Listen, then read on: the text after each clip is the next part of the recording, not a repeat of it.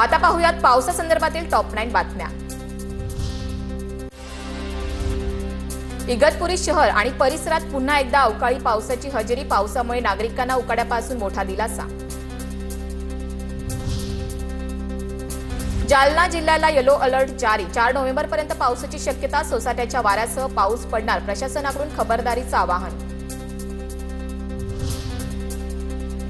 चिपळूण तालुक्यात पुन्हा पावसाला जोरदार सुरुवात। भात पीक संकटात। कापून झाल्यानंतर उन्हात वाळत ठेवलेलं भात पीक भिजलं, शेतकऱ्यांचं मोठ्या प्रमाणात नुकसान। सिंधुदुर्गात जोरदार पाऊस। भात कापणीच्या दिवसात पाऊस आल्यानं धान्याचं नुकसान, शेतकऱ्यांची चिंता वाढली। येवला तालुक्यात सततच्या पावसामुळे सोयाबीन पीक पूर्णपणे पाण्याखाली। शेतात काही ठिकाणी 3 ते 4 फूट पाणी साचलं, पिकं सडण्याची शक्यता। परभणीत अतिवृष्टीमुळे सोयाबीन पिकांचं मोठं नुकसान, तर आता परतीच्या पावसामुळे वेचणीला आलेल्या कापसाचं सुद्धा नुकसान। शेतकऱ्यांचा लागवड खर्चही निघेनासा। नंदुरबार जिल्ह्यात अवकाळी पावसामुळे 17,200 हेक्टरवरील क्षेत्र बाधित। कापूस, मका, सोयाबीन, मिरची, बाजरी, ज्वारी या पिकांचं प्रचंड नुकसान।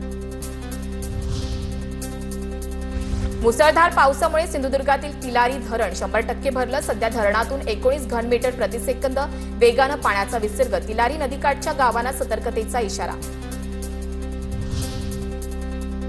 जळगावच्या भुसावळमधील हतनूर धरणाचे 2 दरवाजे उघडले। तापी नदीपात्रात धरणातून 33,000 क्युसेकनं पाण्याचा विसर्ग। पाण्याची आवक वाढल्यामुळे हतनूर धरणाचे दरवाजे उघडले।